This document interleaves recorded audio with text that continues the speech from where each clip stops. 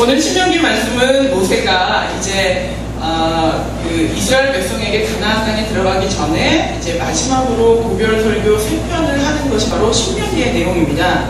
이제 신명기라고 하는 성경책에 대해서 설명을 하면 이스라엘 백성들이 이제 그 가데스바네아에서 정탐꾼을 보냈다가 그 불신하였던 것 때문에 하나님께서 진노하셔서 이제 38년 반, 도합 40년이라고 하는 시간을 광야를 돌게 하십니다. 그리고 나서 이제 드디어 모압 땅에 와서 이제 그 국경선에서 가나안을 넘어가기 직전에 이제 그 당시에 시내산에서 계약을 맺었던, 그리고 하나님의 백성으로서 교육을 받았던 모든 기성세대가 다 죽고 이제 그들의 자녀들이 결국에는 가나안 땅에 들어가게 되니까 예전에 하나님의 백성으로 교육했던 사람들은 다 죽었기 때문에 이 사람들은 가나안 땅에 들어가서 하나님의 백성이 무엇을 해야 되는지, 어떻게 해야 되는지에 대한 지식이 없는 거예요. 그래서 이제 마지막으로 이제 신명기서라고 하는 재교육을 하는 내용, 그래서 모세의 고별 설교 3편이 담겨 있는 게 신명기고, 그 중에 이제 오늘 보는 것이 10장에 나와 있는 부분입니다. 근데 오늘 10장에 나와 있는 오늘 읽은 부분은 이제 그 시내산에서 모세가 40일 동안 이제 하나님의 산에 올라가서 십계명을 받으러 간 사이에 일어났던 일들, 그래서 이제 결국에는 이제 그 모세가 분노해서 돌판을 깨워버리고 다시 두 번째로 돌판을 만들어서 하나님 앞에 올라가서 하나님이 다시 두 번째로 십계명을 새겨주시는 그 이야기가 바로 오늘 읽은 본문이고, 그 앞부분에 있는 9장에서부터 이제 있는 일들이 그 사건에 대한 내용들을 뒤돌아보면서 이렇게 되어 있는 게 바로 이제 9장의 내용입니다. 근데 이제 그 신명기는 사실 과거에 있었던 일에 대한 회고를 쓴 내용이기 때문에 그 사건이 일어났던 당시의 일은 출애굽기 32장에 기록이 되어 있습니다. 그래서 그 현장에서 있었던 일들을 기록한 게 출애굽기 32장인데 그것을 요약하면 이렇습니다. 이제 모세가 십계명을 받으러 산에 올라갔습니다. 십계명을 받는다는 것은 그 이전까지는 이스라엘 백성은 하나님의 백성이 아니었어요. 하나님이 아브라함을 선택하셨지만 그 아브라함의 아들들 해서 이제 요셉을 기점으로 애굽으로 넘어갔다가 거기에서 이제 그 인원이 불어나가지고 있는데 그 애굽에서 핍박을 받고 노예처럼 지내던 것을 모세가 나가 던져서 출애굽해 나왔단 말이에요. 그러니까 엄밀히 말하면 아브라함의 후손이 무리들인 것이지 하나님의 백성으로 명칭되지는 않았단 말이에요. 근데 그것이 이제 출애굽, 홍해를 건너고 나서 이제 뭐 쓴물 사건도 있고 뭐 불 없는 것도 만나고 했다가 그 다음에 만나는 초반에 있는 곳이 바로 시내산입니다. 그 하나님의 산이 시내산에 머물러 있으면서 이제 정식으로 계약을 체결을 하는 거예요. 내가 너희의 하나님이 되어서 너희의 보호자가 되어주고 너희는 나에게 순종하는 나의 백성이 되자, 이렇게 해서 계약을 맺기 위해서 그 계약서를 가지러 이제 산에 올라간 걸 말하자면 시내산에 올라가서 40주야를 금식을 하면서 모세가 하나님을 만나서 십계명이라고 하는 두 돌판을 받아가지고 내려와서 이제 계약을 맺으려고 하는 거예요. 근데 그 사이에 문제가 벌어진 거예요.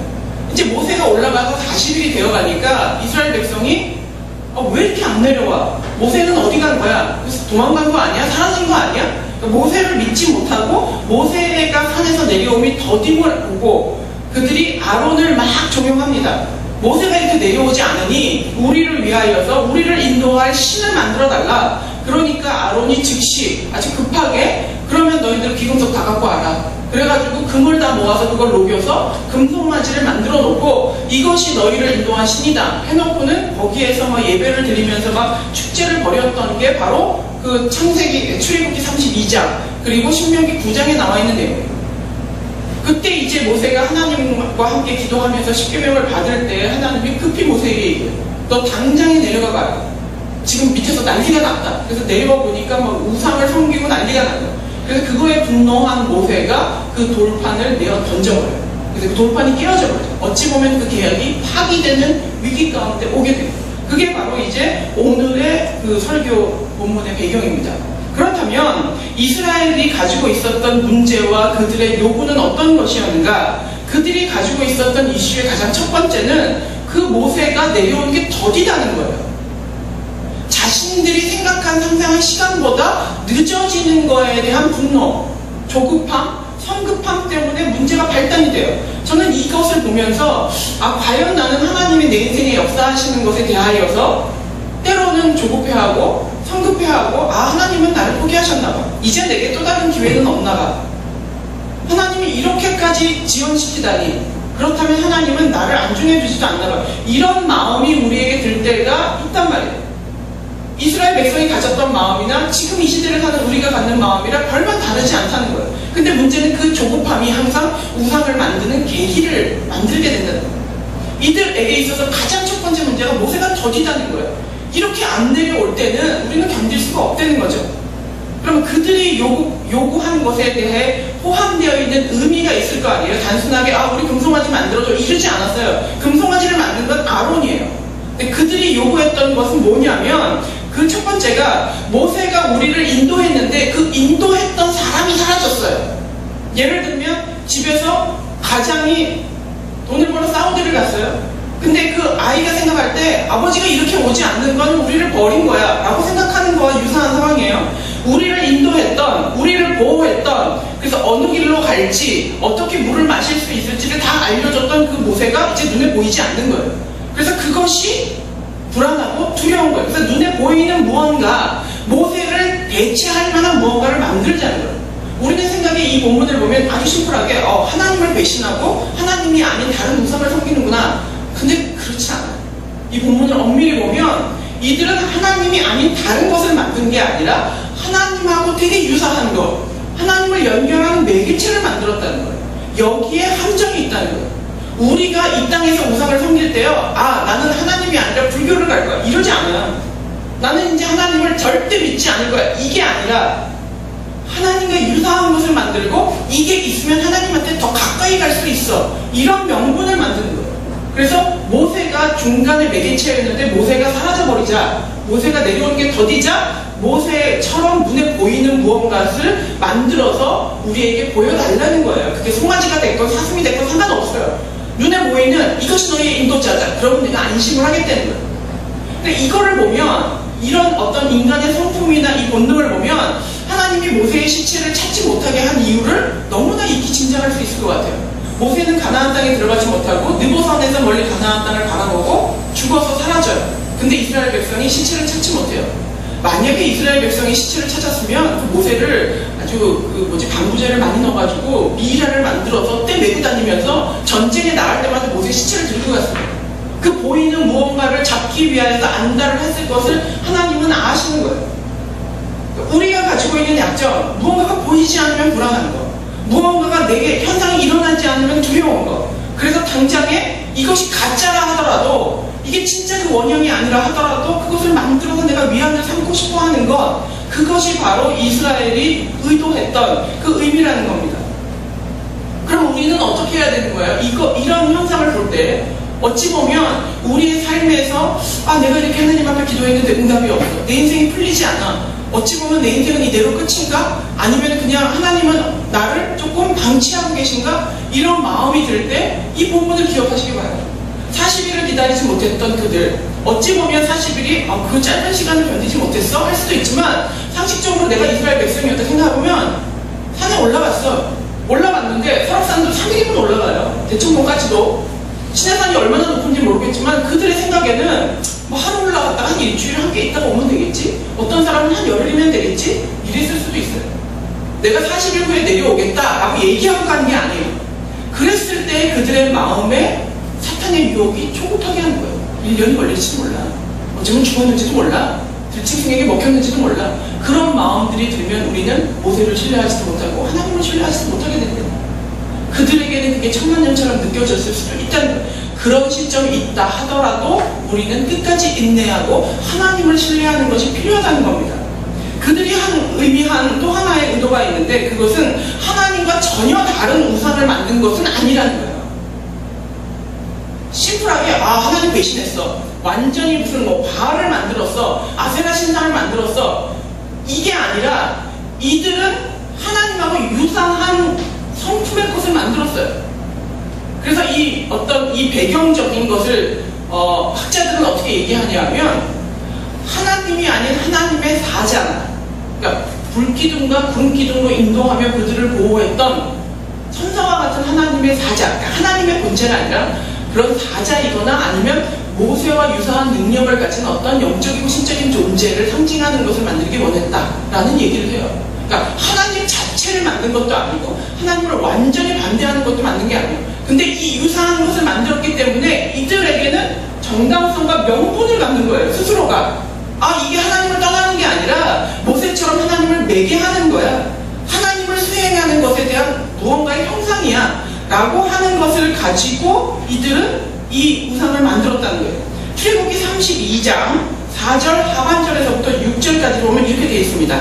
이스라엘아, 이는 너희를 애굽 땅에서 인도하여 낸 너희의 신이로다 하는지라. 아론이 보고 그 앞에 제단을 쌓고 이에 아론이 공포하여 이르되 내일은 여호와의 절이리라. 그렇게 하니 이튿날에 그들이 일찍 일어나 번제를 드리고 화목제를 드리고 백성이 앉아서 먹고 마시며 일어나서 뛰놀더라. 여호와의 절이리라 라고 얘기해요. 그러니까 이것은 금송아지라고 하는 전제가 전혀 다른 우상이 아니라는 거예요. 여호와의 절기에, 그러니까 야, 내가 금송아지 만들었으니까 주일날 모여 우리 예배 드리자, 기뻐하고 뛰놀자, 이거예요. 그러니까 하나님을 섬기는 것처럼 이거를 유사하게 섬기는 행위를 했다는 거예요. 그럼 이들이 원했던 거는 전혀 다른 것이 아니라 비슷한 거, 하나님께로 가는 매개체가 되는 거, 무언가 관련이 있는 거. 그래서 이 스스로들은 어떻게 생각했냐 하면 나는 하나님을 배반한 게 아니야. 생각해보세요. 아론이 누구예요? 애굽에서 그 이스라엘 백성을 끌어낼 때 모세의 입에 노릇을 했던 사람이에요. 하나님의 말씀을 대언했던 위대한 두 번째 지도자예요. 근데 그 아론이 송아지를 만들었어요. 이 송아지가 문제가 아니에요. 송아지는 사슴이든 토끼든 상관없어요. 이 송아지는 애굽에서도 있었고 가나안에도 있었던 그냥 뭔가 형상으로 만들어진 신이라고 하면 어디서나 볼 수 있는 거예요. 그러니까 그것이 송아지여서 문제가 아니라, 그리고 이것이 전혀 다른 것이라는 의미가 아니라 이게 너희를 인도한 그분이다. 그분의 역사다. 그분의 매개다 라고 하는 것을 가지고 그들은 스스로를 위안을 했다는 겁니다. 우리가 여기서 기억해야 하는 중요한 점은 우리의 마음에도 난 하나님을 배신한 게 아니야. 난 이걸 하면 하나님께 더 가까이 갈 수 있어 하는 그런 것들이 때로는 우상이 될 수 있다는 거예요. 나는 이것을 통해서 더 잘 믿을 수 있어. 예를 들어서 이런 경우가 있어요. 요즘 이제 이슈가 되고 있는 이야기가 제가 언제도 말씀드렸지만 가나안 성도라고 하는 성도가 있어요. 그들을 가나안을 거꾸로 하면 안 나가요. 그래서 그냥 속칭 가나안이라고 하는 거예요. 교회 안 나가는 성도들이에요. 근데 그들의 다수가 10년 이상 교회를 다녔던 사람들이에요. 근데 그들이 과연 교회가 문제가 있어서만 교회를 안 나오냐? 토탈 목사에게 문제가 있고 성도에게 문제가 있고 문제가 있어서 안 나오는 사람은 한 40% 미만이에요. 그러면 나머지 60%가 넘는 사람들은 그냥 나 혼자 믿어도 괜찮다는 거예요. 이게 더 잘 믿는다는 거예요. 근데 과연 이게 성경의 뜻인가요? 성경의 뜻이 아닌데 그들은 이렇게 믿는 것, 내가 설정한 방식으로 믿는 것이 하나님을 더 잘 믿을 수 있다라고 생각하고 있는 거예요. 저는 그것도 우상일 수 있다고 생각해요. 하나님이 제시한 원형이 아니라면 내가 그것을 타협하고 내 의미대로 바꾸고 해서 이것이 나에게는 더 하나님을 더 잘 믿을 수 있는 기회야. 교회 나가서 괜히 시험 드느니 나는 그냥 혼자 믿는 것이 나아. 집에서 하나님 성경 보고 믿는 게 나아. 만약에 이렇다면 그것도 일종의 금송아지와 다를 바가 없는 거라는 거예요. 여기에 이제 함정의 핵심이 있어요. 이 매개체로 훌륭하다면 뭐라도 상관이 없다는 거예요. 그것이 내 마음의 위안이 돼서 내가 교회를 나가면서 불안하지 않다면 이거 하나 정도 두는 게 뭐가 문제야. 마치 보험 하나 들어놓는 것처럼 교회도 나가지만 유사시에 내가 이것도 내가 믿어놓고 있는 것처럼 내가 유사시에는 이거를 믿으면서 위안을 얻어. 그러면 내가 갈등하지 않고 교회도 나갈 수 있어 하는 것처럼 그런 것들을 구비해 놓고 있는 거예요. 하나님도 믿고 돈도 믿고 사람도 믿고 남편도 믿고 아내도 믿고 내 자식도 믿고 하면서 그것들을 배치해 놓는 거죠. 이스라엘이 원했던 게 바로 그거예요. 보이지 않으니 보이는 것을 달라는 거예요. 그러면 우리가 믿을 수 있겠다는 거예요. 좀 위안이 되겠다는 거예요. 이것이 유용해, 이것이 손쉬워, 이 방법이 나는 좋아, 남들은 뭐라 그래도 성경은 뭐라 그래도 나는 이게 내 방식으로는 예수를 믿는데 이게 더 나은 것 같아. 그렇게 해서 만약에 그 방식을 따른다면 눈에 보이는 것은 아니지만 그것도 또한 또 다른 형태의 송아지일 수 있다는 거예요. 하나님을 매개로 하는 무언가, 나는 주중에 정말 화끈하게 놀아줘야 주일날 회개하는 마음으로 더 은혜가 넘쳐. 그것조차도 송아지일 수 있다는 거예요. 내 식대로 내가 자비적으로 만든 하나님을 섬기는 방법인 거죠. 그것뿐만이 아니라 우리 마음 가운데 그것이 돈이든 그것이 자식이든 그것이 내가 추구하는 평안이든 안락한 삶이건 하나님 이외에 또 이것을 신앙적인 형태로 구비하면서 마치 보험처럼 들어놓으려고 하는 그 무언가가 있다면 이스라엘 백성 스스로가 이것은 우상이 아니다 했지만 하나님은 명확하게 우상이라고, 명확하게 100% 우상이라고 이야기하신다는 사실 때문에 어찌 보면 너무 발전해버린, 너무 개인주의가 팽배해버린 이 시대를 살면서 성경이 말씀하고 있는 신앙이 아닌 내가 타협하고 있는 부분은 없는지를 되돌아볼 필요가 있다는 거예요. 하나님은 그것도 우상이라고 이야기하신다는 겁니다. 또 하나의 함정이 있는데 그것은 그들이 하나님을 마음으로 버린 것이 아니다. 다만 유사한 것을 가졌을 뿐이다 라고 하는 명분이에요. 그래서 그들은 당당했어요. 하나님이 나를 건졌지만 이게 마치 하나님과 같은 거야 라고 생각을 하면서 뛰놀면서 기뻐하면서 참 예배를 드렸어요. 번제도 드리고 화목제도 드리고 마음에서 우러나는 그런 예배를 드렸어요. 근데 하나님은 너무 진노하셔서 그들을 쓸어버리기를 작정할 정도로 분노하셨다는 사실이에요. 이스라엘의 입장에서는 내가 하나님 버린 게 아닌데 왜 그렇게 진노하시죠? 내가 하나님을 버리겠대요? 그거 아니잖아요. 어찌 보면 양다리 같은 마음을 가지고 있던 그 이스라엘은 자기 나름대로 명분을 가지고 정당성을 가지고 괜찮아 했을 수도 있다는 거예요. 근데 하나님이 원하는 것은 다른 거 다 필요 없이 나만을 믿는 전적인 신뢰를 하나님대로 하나님이 말씀하신 그 정도대로 가는 것, 그것이 신앙이고 너는 나를 100% 신뢰하는, 시간이 더디든지 내가 버린 것 같은 느낌이 들든지 어떤 마음이 들든지 상관없이 처음 나를 믿었다면 끝까지 나를 믿고 나의 뜻을 의지하고 가라는 거예요. 그게 하나님이 우리에게 기대하시는 바라는 거예요. 때문에 그들은 우상을 놓고 예배라는 형식을 드리면서 하나님을 떠나지 않았다라고 스스로를 위로했다. 우리도 돌아봐야 돼요. 내가 내 스스로를 속이고 있지는 않았지. 그냥 형식적으로 아침에 말씀 한 구절 읽었다고 해가지고 내가 정말 하나님을 만난 것처럼 정말 제대로 된 예배를 드린 것처럼 이렇게 스스로를 속이고 있는지는 아는지, 하나님은 과연 그것을 예배라고 하시는지 그 부분에 대해서 점검해 볼 필요가 있다는 거예요. 지금 이 시대는 너무 손쉬운 것이 많은 시대가 되었어요. 인터넷만 틀면 어디서든 설교가 나오고 텔레비를 틀어도 설교가 나오고, 그래서 때로는 그냥 설교 한 편 이러고 들으면 내가 마치 다 예배를 드린 것 같은 마음이 들 수 있는 널려있는 수많은 우상들 속에서 우리는 어려운 선택을 하면서 살고 있어요. 그리고 누구도 선명하게 그것을 선을 거주지 않아요. 물론 몸이 불편한 분들은 어쩔 수 없겠지만 우리는 그렇게 하면서 스스로를 속이면서 가고 있다면 나는 속을지 모르지만 문제는 하나님은 속지 않는다는 사실. 그리고 하나님은 그것을 우상으로 이야기하고 있다는 거예요. 자기네들이 이것은 하나님이다, 이거는 하나님하고 연결해 주는 거니까 나쁜 것은 아니다, 이것이 나의 마음에 더 평안을 주기 때문에 괜찮다라고 해도 하나님이 아니다 그러면 아무 의미가 없다는 겁니다. 이것에 대해서 하나님은 엄청나게 진노하십니다. 정말로 모세를 향하여서 내가 너로부터 다시 백성을 시작을 하고 나의 백성을 만들고 완전히 싹 진멸해버리겠다. 하나님이 그렇게 어렵게 끌어낸 백성임에도 불구하고 완전히 진멸해서 쓸어버리겠다고 얘기하세요. 출애굽기 32장 7절에서 8절은 이렇게 말씀하십니다. 저는 이 7절을 읽으면서 소름이 쫙 돋았어요. 여호와께서 모세에게 이르시되 너는 내려가라. 네가 애굽 땅에서 인도하여 낸 네 백성이 부패하였다. 여러분 발견하셨어요? 너의 백성이에요. 네가 인도해냈다. 누가 인도해냈어요? 하나님이 인도해냈어요. 하나님이 바로에게 10가지의 재앙을 보이고 기적과 같은 홍해를 가르고 그래서 하나님이 인도했는데 하나님의 마음이 싹 식어버린 거예요. 너의 백성이 지금 부패했다. 내가 이제는 다 쓸어버리겠다. 그것이 하나님을 매개로 하는 것이든 하나님과 관련된 것이든 스스로가 예배 형식을 가졌던 것이건 하나님이 우상이라고 하는 것을 숨긴 것에 대한 하나님의 진노예요. 그리고 이제 너희는 내 백성이 아니라는 거예요. 모세가 끌어낸 백성이고 모세가 인도한 백성이라는 거예요. 그러니까 나 쓸어버리겠다는 거예요. 저는 이 부분을 읽는데 소름이 착히치는 거예요. 하나님이 어느 순간에 너는 네 인생이잖아. 해버리면 네 끝이야.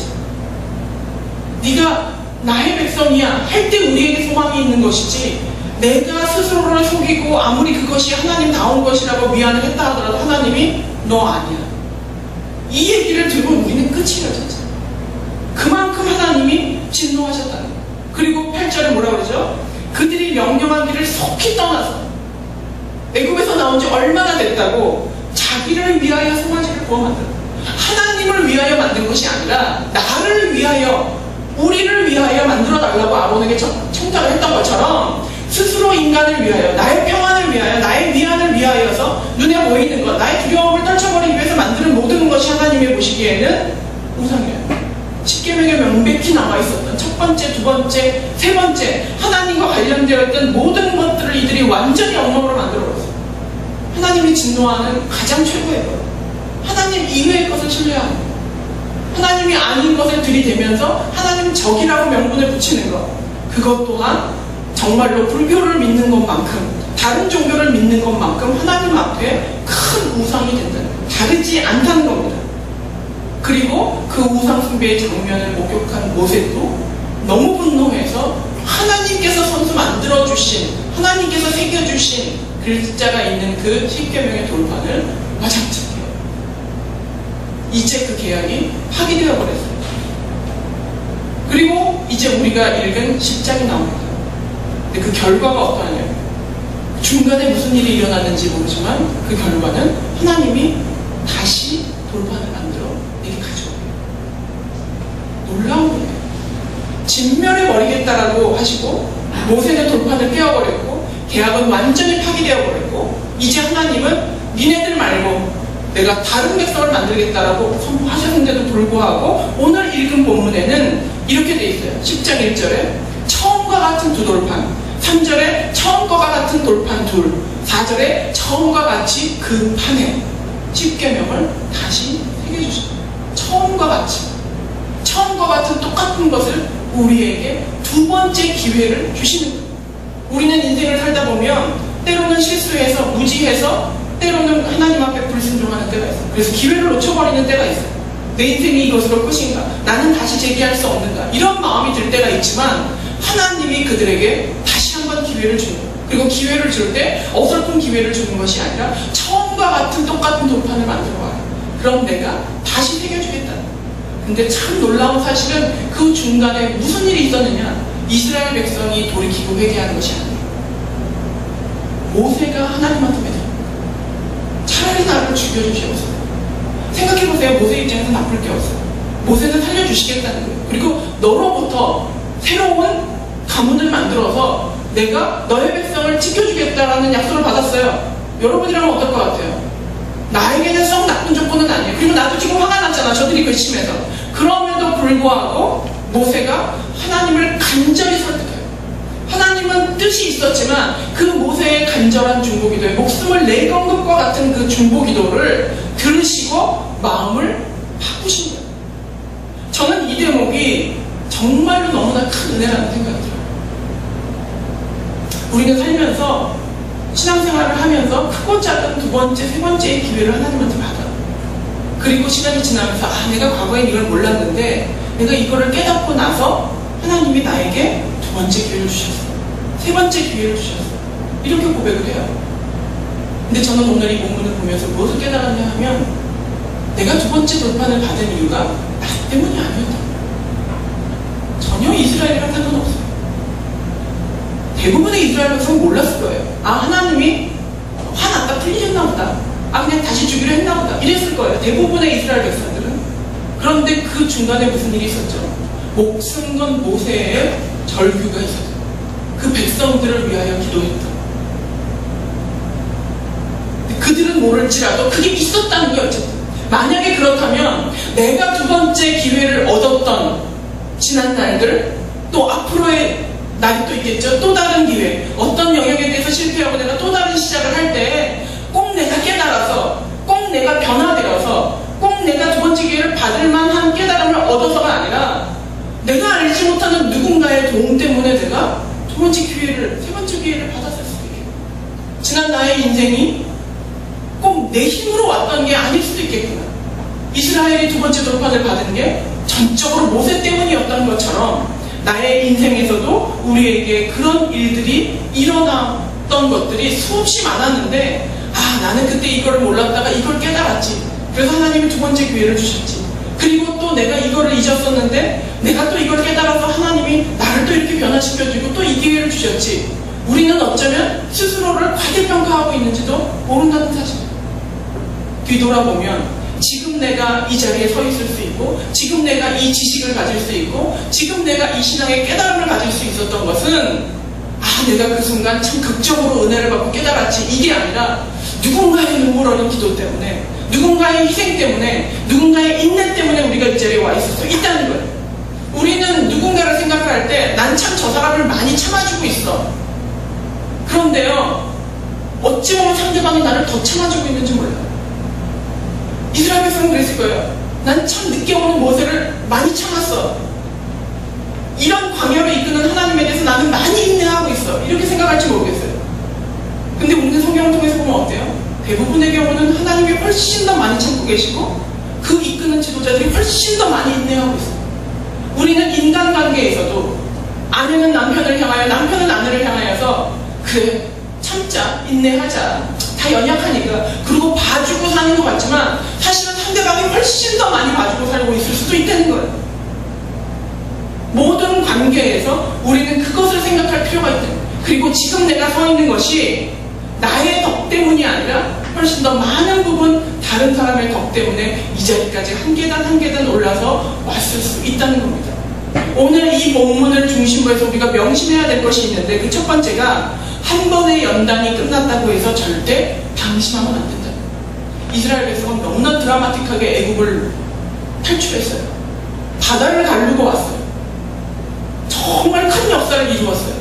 근데 그리고 나서 정작 이제 하나님하고 정식 계약을 맺는 도장 찍기 직전에 큰 배역을 하게 돼요. 그들은 방심했어요. 하나님에 대해서 경계하지 않았고 깨어있지 않았어요.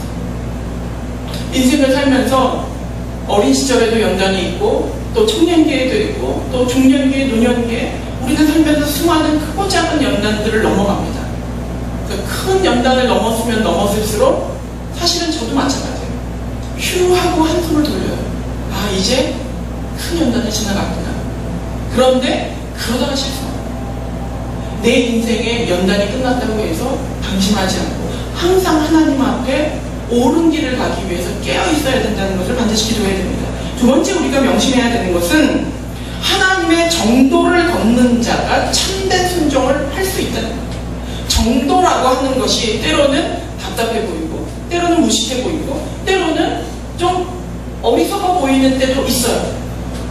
성경이라고 하는 것은 인류의 역사, 주님 오시는 그날까지 있을 거예요. 근데 이게 언제적 거예요? 수천 년 전 거예요. 그것이 현대에 얼마나 촌스러워 보이고 얼마나 미련해 보일까요?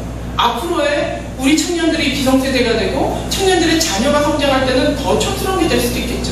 하지만 항상 성경은 언제나 하나님의 말씀 그대로를 우리가 순수하게 믿어야 된다는 것을 꼭 기억하시고, 저는 어렸을 때부터 신앙생활을 하면서 왜 그런 생각을 했는지는 모르겠어요. 제가 꼭 지키고자 하는 것이 있었는데 중학교 때인가 이런 생각이 드는 것 같아요. 순수성이라고 하는 것은 한 번 오염되면 회복이 안 돼요. 어린 아이들이 유치원을 다니기 시작하고 영어 유치원 다녀서 영어 좀 이렇게 좀 하고 뭐 좀 돈 있는 집에서 이렇게 하고 그럼 벌써 애들이 순수성이 없어지죠. 근데 어렸을 때는 급하게 그것을 버리기를 원해요. 그게 좀 미숙해 보이고 어리숙해 보이니까, 세련된 게 좋아 보이고 어른스러워 보이는 게 좋으니까. 근데 저는 어렸을 때 그 생각이 들었어요.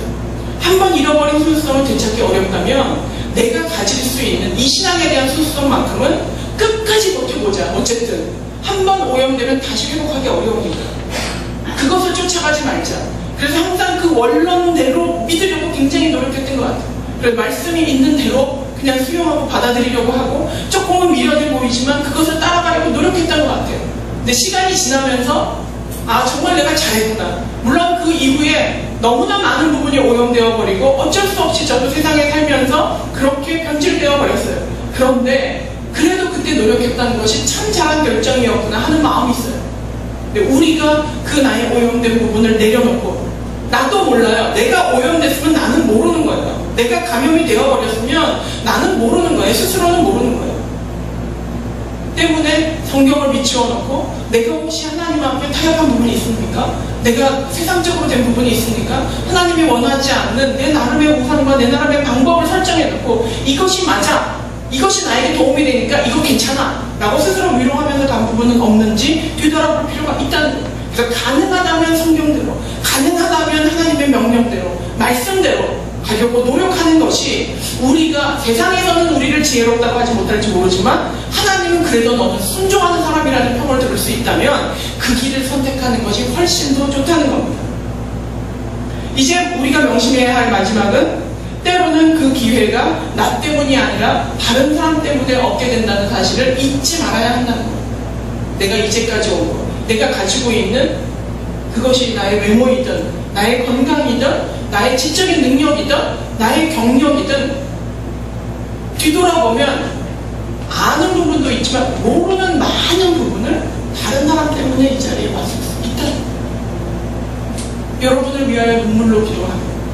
나는 그 사람을 원수라고 생각했는데 시간이 지나서 알고 보니 그 사람이 나를 위해 눈물로 기도하고 있었다는 사실을 저는 알게 되었어요.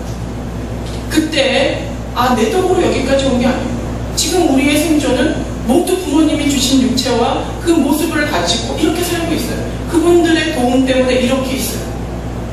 그런 것처럼 그것뿐만이 아니라 능력이라 하더라도, 경력이라 하더라도 그것조차도 누군가의 도움 때문에, 누군가의 격려 때문에, 누군가의 기도 때문에 내가 이 자리에 왔다는 사실을 꼭 기억해야 됩니다.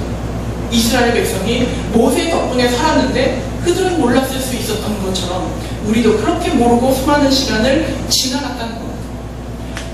이것을 증명하는 신명기 9장 4절에 이런 구절이 있습니다. 모세가 이제 이스라엘 백성들에게 가나안 땅에 들어가기 전에 하는 얘기예요. 내가 가서 그 땅을 차지함은 내 공의로 말미암도 아니고 내 마음이 정직함으로 말미암도 아니고 이 민족들이 악함으로 말미암아 네 하나님 여호와께서 그들을 내 앞에서 쫓아내시니라. 여호와께서 이같이 하시면 내 조상 아브라함과 이삭과 야곱에게 하신 맹세를 이루려 하십니다. 이 얘기는 뭐예요? 첫째는 네가 착해서, 네가 잘해서, 네가 옳아서가 아니라 얘가 나빠서 하는 거예요. 가나안 땅에 들어갈 때 가나안 백성을 진멸하라고 했잖아요. 그 진멸하는 이유가 얘네들 편하게 살라고 그것만이 아니라 이들에게 심판이 필요할 만큼 악이 가득 찼기 때문에 그들에게도 하나님의 평가가 있다는 거예요. 근데 뜻 들어갈 때 갈 때마다 이겨. 그러니까 갈 때마다 하나님이 나를 도와줘. 그러니까 내가 잘해서 난 역시 신앙 하나는 짱이야, 이런 마음으로 내가 열심히 해서 하나님이 나를 돕는구나, 그렇게 여겼겠죠. 근데 모세가 딱 정리해서 얘기해요. 너희들의 공의 때문도 너희들이 옳아서도 아니다. 저들이 약해서라도. 나의 승진은 내가 잘해서가 아니라 나머지 다른 동기들이 다 못해서 일 수 있다는 거예요. 나의 인정받음은 내가 잘해서가 아니라 상황이 그렇게 돼서 일 수 있다는 거예요. 그것을 기억하고 겸손히 하라는 거예요. 그리고 하나님의 또 다른 의도는 뭐죠? 내가 옛날에 약속했던 것을 지키기 위해서, 네가 부족하지만 나의 신실함을 위해서 그 일을 한다는 거예요. 하나님은 우리를 향하여서 베스트 플랜을 가지고 계시고 우리에게 기회를 또다시 주십니다. 근데 그 기회를 주실 때 꼭 내가 잘해서 받는 것이 아니라 하나님의 신실함 때문에, 하나님의 성실함 때문에 나에게 약속을 지키기 위해서 나를 좋은 길로 인도하실 수도 있고, 또 하나는 나를 위한 누군가의 뜨거운 눈물 흘리는 중보기도와 도움 때문에 내가 기회를 얻을 수도 있어요. 물론 내가 신실하게 하나님 앞에 응답하고 잘해서 얻을 수도 있어요. 그런데 그것만이라고 생각하는 교만함을 내려놓고 하나님 앞에, 하나님, 내가 이제 이 은혜를 어부지리로 얻었습니다. 이스라엘은 어부지리에 그냥 내가 하지 않았는데 그냥 거저 얻은 거예요. 나는 선하지 않았는데 저들이 앞에서 그 땅을 얻었고, 나는 선하지 않고 순종하지 않았는데도 모세의 눈물 때문에 다시 두 번째 돌판을 받게 되었어요. 우리의 인생에도 그것이 가득하기 때문에 지금 이 자리에 있다는 걸 기억하셔야 돼요. 그래서 우리의 삶은 은혜일 수밖에. 하나님은 우리의 인생에 또다시 기회를 주실 거예요. 저에게도 기회를 주실 거고 여러분에게도 기회를 반드시 주실 거예요. 그때 감사, 전적인 은혜입니다. 나를 위한 누군가의 기도가 있습니다. 하나님의 신실하심이 있습니다. 그리고 내가 순종하려고 노력했던 그 애씀이 있습니다. 그것을 생각하면서 하나님 앞에 감사하는 여러분이 되기를 바랍니다. 결론의 말씀을 드리겠습니다. 이것이 바로 우리가 가지고 있는 위치입니다. 우리가 누리고 있는 큰 은혜입니다. 그 은혜 때문에 우리는 겸손할 수밖에 없어요. 번째 기회를 받아도 세 번째 기회를 받아도 우리는 겸손할 수밖에 없어요. 그것이 지금 우리에게 다시 주시는 똑같은 처음 것과 같은, 내가 배신했음에도 불구하고 똑같이 처음 것과 같은 돌판을 준비해 주시는 하나님의 은혜입니다. 우리에게 순종은 늘 버림의 형태로 오는 것 같아요. 저도 그랬어요. 내가 갖고 싶은 것, 나를 든든하게 하기 위해서 보험으로 두고 싶었던 것들을 버리는 형태로 와요. 그래서 우리는 순종할 때마다, 어쩌면 저예요, 순종할 때마다 늘 저에게 포기였고 일면 좌절이었어요. 이거 내려놓으면 나 무너질 텐데, 내 손 다 내려놓고 그냥 다 버리는 건데. 그런데 되게 희한한 사실은 순종 다음에 기회가 온다는 거예요. 버림 다음에 반드시 하나님의 두 번째 기회가 있다는 것을 믿으시기 바랍니다. 노아는 500세에 방주를 만들었습니다. 방주를 짓기 시작했어요. 아브라함은 중년의 나이가 넘어서 본토 친척 아비집을 떠났어요. 사라는 91세에 이삭을 낳았고, 모세는 80세에 부름을 받았고, 다니엘은 86세에 사자굴에 들어갔어요. 저와 여러분은 아직 늦지 않았습니다.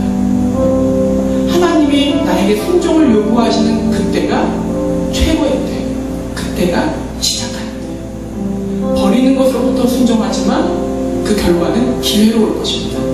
하나님이 우리에게 또 다른 기회를 주실 때 한량없는 은혜, 하나님의 은혜, 인도를 받겠습니다. 하나님이 원하시는 대로 가겠습니다. 고백하시며 새로운 돌판을 맞는 저와 여러분이 되기를 바랍니다. 이 시간에 묵상하시면서 기도하시면 하나님 아버지 저에게 다시 한번 기회를 주시옵소서. 그리고 이 기회가 하나님이 주신 은혜이고 사람이 준 은혜라는 것을 기억하게 하여 주시옵소서. 이 시간에 통성으로 기도하며 하나님 앞에 순종하는 여러분 되기를 바랍니다. 기도하시겠습니다. 하나님 아버지 감사합니다. 저희들의 인생 가운데 다시 한번 기회를 주시는 하나님을 인하여 감사합니다. 이제까지 나의 능력으로, 나의 힘으로, 내가 잘해서, 내가 열심히 해서 이 자리까지 왔다고 생각을 했지만 아버지 말씀을 보니 그렇지 않음을 주님 앞에 고백합니다. 내가 알지 못하는 은혜가 있었고, 내가 알지 못하는 도움이 있었고, 내가 알지 못하는 누군가의 은혜 때문에 여기까지 왔다면 내가 무엇으로 사람들 앞에 그만하며 무엇으로 자랑할 수 있겠습니까? 모든 것이 하나님의 은혜임을 고백합니다. 하나님 아버지, 이제 내가 주님 앞에 순종함으로 나의 뜻을 내려놓고 나의 위안된 것들 모든 우상을 내려놓고 주님 앞에 나아오니 나의 빈손을 다시 한번 두 번째 돌판을 허락하여 주시옵소서. 두 번째 기회가 내 인생 가운데 올 때에는 첫 번째 불순종했던 그 모든 죄악을 내려놓고 주님 앞에 순종하는 마음으로 나아가기를 원합니다. 주님 아버지, 저희들에게 말씀의 원칙대로 갈 수 있는 은혜를 베풀어 주시옵소서. 이 땅 가운데 타협하지 않고 하나님의 진리만을 쫓아가겠다라고 하는 결단이 저희들의 마음 가운데 가득 찰 수 있도록 주여 은혜를 베풀어 주시옵소서. 모든 것이 주님의 은혜임을 고백합니다. 모든 것이 주님의 힘을 고백합니다. 주님의 은혜임을 고백합니다. 하나님 아버지, 그 감사가 저희들의 가운데 넘치게 하여 주시옵소서.